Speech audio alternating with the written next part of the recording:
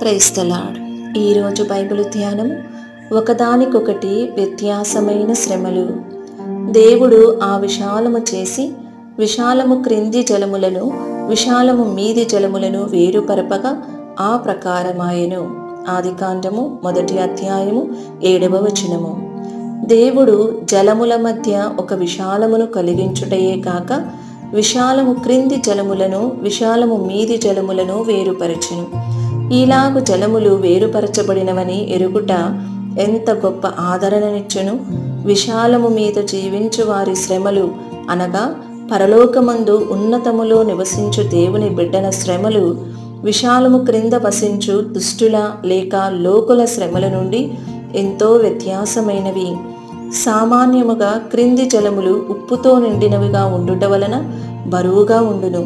మీది జలముల నుండి లేచు నీటి ఆవిరి వర్షమును రూపించునవి రుచిగాను తేలికగాను ఉండును. కాబట్టి అపోస్తలుడైన పౌలు మన శ్రమలను క్షణమాత్రముండు మా చులకని శ్రమ, కొరింథీయులకు రాసిన 2వ పత్రిక 4వ అధ్యాయము 18వ వచనము అని వర్ణించి చెప్పుటలో ఆశ్చర్యము లేదు.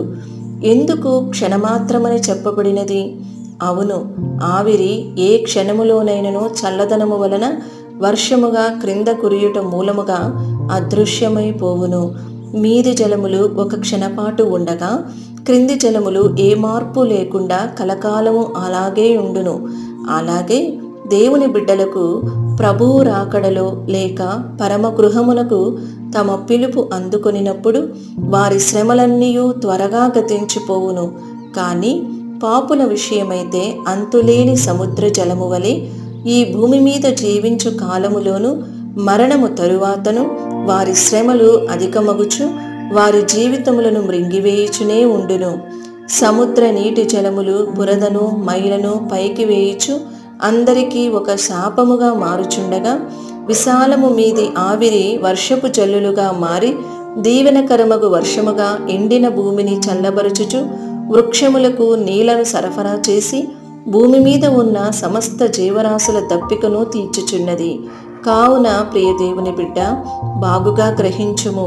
క్షణమాత్రముండు మన చులకని శ్రమ మన కొరకును మరియు ఇతరుల కొరకును అంతకంతకు ఎక్కువగా నిత్యమైన మహిమాభారమును కలుగజేయుచున్నది. కాబట్టి నిబ్బరము కలిగి ఉండుము. ఈ వీడియో యొక్క పూర్తి స్క్రిప్ట్ కావాలంటే దయచేసి డిస్క్రిప్షన్లో చూడండి. ఈ వీడియో ఆంగ్లము మరియు హిందీ భాషలలో కావాలంటే ఛానల్ను సబ్స్క్రైబ్ చేయండి మరియు వీడియోలను క్రమంగా అనుసరించండి. Praise the lord.